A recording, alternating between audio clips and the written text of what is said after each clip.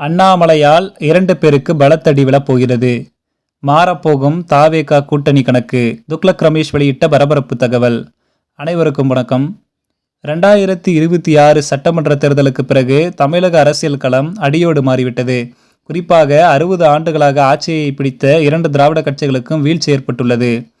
கடந்த காலங்களிலும் திராவிட அரசியலுக்கு மாற்று அரசியல் வர வேண்டும் என்றெல்லாம் தமிழ்நாட்டு மக்கள் எதிர்பார்த்தார்கள். என்றாலும் அதிமுக, திமுக கட்சிகளுக்கு எதிரான வலிவான எதிர்க்கட்சிகள் உருவாகவில்லை. அதனால்தான் தமிழக அரசியலில் அந்த கட்சிகள் நீடித்து வந்தார்கள். அந்த நிலையில் தற்போது தமிழக வெற்றி கழகம் முதல் முறையாக ஆட்சி அமைத்திருக்கிறது. இதனால் திமுக எதிர்க்கட்சியாகியுள்ளது. அதிமுக 3வது இடத்திற்கு தள்ளப்பட்டுள்ளது. இப்படியான நிலையில் பாஜகவின் மாநில தலைவராக இருந்த அண்ணாமலை வீதி லீடர்ஸ் என்ற புதிய இயக்கத்தை தொடங்கியிருக்கிறார். இதை இன்னும் 2 மாதங்களில் புதிய கட்சியாக உருவெடுக்கப் போகிறது. இதன் காரணமாக விஜய், உதயநிதிக்கிடையேதான் இனி அரசியல் இருக்கும் என்று கூறப்பட்டுள்ளது. இப்போது அண்ணாமலையும் அந்த பட்டியலில் சேர்க்கப்பட்டுள்ளார். குறிப்பாக உதயநிதியை ஓரம் கட்டி விடுவார்கள். விஜய்க்கும் அண்ணாமலைக்கும் இடையேதான் இனிமேல் கடுமையான போட்டி அரசியல் நடக்க வேண்டும் என்று அரசியல் விமர்சகர்கள் பலரும் கருத்து வெளியிட்டு வருகிறார்கள். குறிப்பாக அண்ணாமலை அதிரடியாக அரசியல் செய்யக்கூடியவர் என்பதால் அவர் எதிர்காலத்தில் முக்கிய தலைவராக தமிழக அரசியலில் உருவெடுப்பார் என்பது அனைவருடைய நம்பிக்கையாக மாறியுள்ளது. அதற்கேற்ப அவருடைய வீதி லீடர்ஸ் இயக்கத்தில் 18 லட்சத்துக்கும் அதிகமான உறுப்பினர்கள் சேர்ந்திருப்பது அண்ணாமலை மீதான நம்பிக்கையை அதிகப்படுத்தியுள்ளது. இந்த நேரத்தில் அரசியல் விமர்சகர்கள் பலரும் தமிழக அரசியலில் அண்ணாமலை எப்படிப்பட்ட எதிர்காலம் உள்ளது, அவருடைய புதிய கட்சி தொடக்கத்தால் எந்தெந்த கட்சிக்கு பாதிப்பு, அவர் யாருக்கு கடுமையான போட்டியாளராக இருப்பார் என்பது குறித்து தங்களுடைய கருத்துக்களை வெளியிட்டு வருகிறார்கள். அந்த வகையில் துக்ளக் ரமேஷ் வெளியிட்டுள்ள ஒரு கருத்து பெரும் பரபரப்பை ஏற்படுத்தியுள்ளது. அவர் கூறும்போது, அண்ணாமலையை பொறுத்தவரை மிக அதிரடியான அரசியல் செய்யக்கூடியவர். கடந்த காலங்களில் பாஜகவின் மாநில தலைவராக இருந்த யாருமே அண்ணாமலை அளவுக்கு திராவிட கட்சிகளுக்கு எதிராக செயல்பட்டதில்லை. அவர் வந்த பிறகுதான் ஒரு அதிரடியான மாற்றுத் தலைவர் வந்துவிட்டார் என்று அனைவரும் திரும்பி பார்த்தார்கள். அதோடு அண்ணாமலை தன்னுடைய தலைமையில் கூட்டணி அமைத்து துணிச்சலாக தேர்தலை சந்தித்தார்.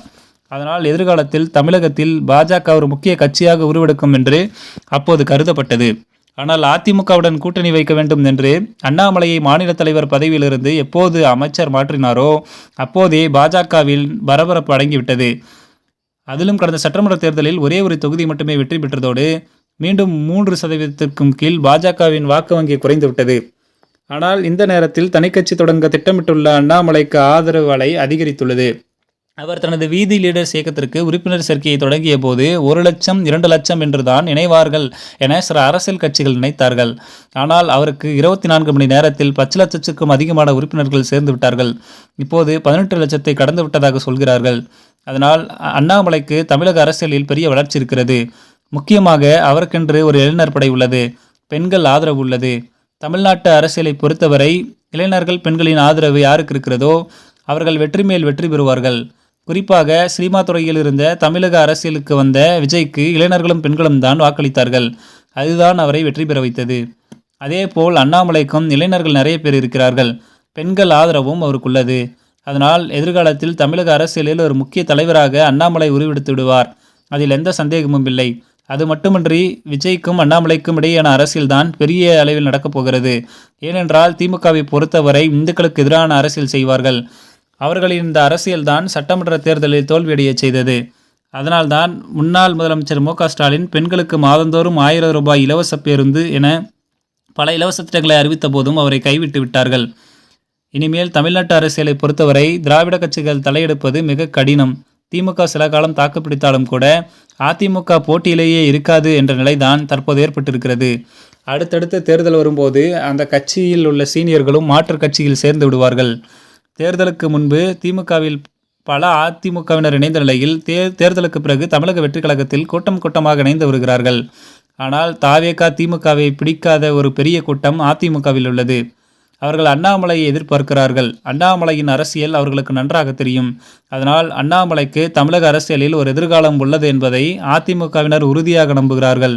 அதனால் யாருமே எதிர்பார்க்காத வகையில் அண்ணாமலை கட்சி தொடங்கியதும் பல முக்கிய அதிமுக புள்ளிகளுக்கு அவரது கட்சியில் இணைவார்கள். பாஜகவிலிருந்து இன்னும் அதிகமாக இணைவார்கள். அதனால் அண்ணாமலையின் புதிய கட்சியால் அதிமுக, பாஜக என்ற 2 கட்சிகளுக்கும் பெரிய அடி விழப்போகிறது. அதில் அவர் சந்தித்த முதல் தேர்தலில் கணிசமான தொகுதியில் வெற்றி பெற்று விட்டாலே அண்ணாமலையின் வெற்றி தமிழக அரசியல் எகிர தொடங்கிவிடும். இப்போது விஜய்க்கும் உதயநிதிக்கும் இருக்கும் அரசியலானது அப்படியே விஜயா அண்ணாமலையா என்று திரும்பி நிற்கும் என்று கூறியிருக்கும் துக்ளக் ரமேஷ், பாஜகவை பொறுத்தவரை அண்ணாமலை போன்ற தலைவர்களை வெளியில் விட்டிருக்கக்கூடாது. தற்போது தமிழக அரசியல் களமானது இளைஞர்கள் பக்கம் திரும்பி இருப்பதால் அண்ணாமலையை மீண்டும் தலைவராக்கி அவரை களத்தில் இறக்கிவிட்டிருக்க வேண்டும். அதை செய்ய டெல்லி மேலிடம் தவறிவிட்டது. அதனால்தான் அடுத்த பாஜகவிற்கு மிகப்பெரிய பின்னடைவு ஏற்படும் சூழ்நிலை உருவாகியிருக்கிறது. குறிப்பாக பாஜகவை விட அண்ணாமலைக்கு தான் தமிழக அரசியலில் எதிர்காலம் உள்ளது என்பதால் தமிழக பாஜகவில் உள்ள இளைஞர் படை முற்றிலுமாக அண்ணாமலை பக்கம் திரும்பிவிடும். இது தமிழக பாஜகவிற்கு பெரும் பின்னடைவை ஏற்படுத்தும். அதேபோல் இன்னும் அண்ணாமலை பெயரில் செயல்பட்ட சில இயக்கங்களும் தற்போது அவர் கட்சி ஆரம்பித்தவுடன் அவருடன் இணையப் போகிறார்கள். இதனால் தமிழக அரசியலில் யாருமே எதிர்பார்க்காத அளவுக்கு அண்ணாமலையின் வளர்ச்சி இருக்கும் என்றும் துக்ளக் ரமேஷ் தெரிவித்திருக்கிறார்.